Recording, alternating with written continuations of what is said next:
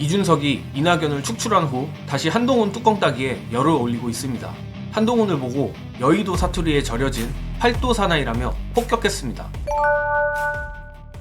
최근 개혁신당이 기괴한 합당을 통해 국고보조금 6억 원을 수령해놓고 이낙연의 새로운 미래와 결별한 것에 대해 보조금 사기라며 한뚜껑이가 개혁신당을 비난했었죠. 뚜껑이는 개혁신당이 받아간 6억에 대해 급조된 정당이기에 자진 해산할 경우 국고에 6억 6천만 원이 반납되는 경우도 있다. 해산하고 재창당할 수도 있다라며 조롱을 했는데 여기에 이준석이 반격에 나섰습니다.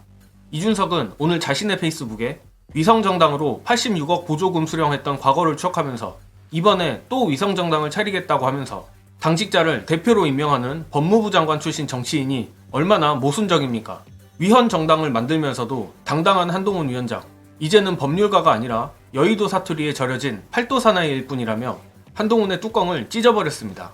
사실 위성정당에 대한 비판은 민주당도 자유로울 수 없고 명분으로만 따지고 들어가면 할 말이 없는 부분입니다. 그런데 민주당도 가만히 있는 판에 누가 정치 금치산자 아니랄까봐 한뚜껑이가 이곳저곳 쑤시다 역공을 당한 겁니다. 덕분에 여전히 여론이 안 좋은 위성정당 논란이 개혁신당과 국민의힘 간 다툼으로 옮겨가는 모양새인데 이번 건에 한해서는 혐오 아티스트 이준석을 인정해야 할 것 같습니다. 관련해서 국고보조금을 때려주기만을 기다렸다는 자신만만한 개혁신당의 입장 보시고 이어가겠습니다. 저희 의도대로 잘 흘러가고 있습니다. 저희가 이 얘기 나왔을 때 사실은 한동훈 위원장이나 이재명 대표가 이거 좀 물어주시기를 바랬거든요. 왜냐하면 더 큰 모순이 위성정당에서 바로 나와요. 위성정당이 가지고 가는 선거 보조금이 대략 60억 원 이상이 넘습니다. 한동훈 위원장께서 지역계 행사에 가셔가지고 개혁신당이 받아간 6억만 있으면 이거 다 고칠 수 있습니다라고 하셨지 않습니까? 60억으로는 얼마나 많은 일들을 하실 수 있겠습니까? 저는 그 어르신들께 한동훈 위원장께서 개혁신당의 6억이 아니라 국민의 미래당의 60억을 활용해가지고 더 멋진 시설 기깔나게 해드리겠습니다 라고 할 때가 저는 왔다. 그것도 못하면서 개혁신당을 탓하고 6억. 있는 것은 저는 그야말로 내로남불이라고 생각하고 심지어 저희는 그거 안 쓰고 반환할 겁니다. 그리고 한뚜껑이가 갈수록 폭주하고 있는데 오늘 출근길에서 더불어민주당 이 대표가 자기가 살기 위해 종북 위헌정당 세력인 통합진보당 세력을 부활시키고 전통의 정당 민주당을 통진당화하고 있다고 한 겁니다.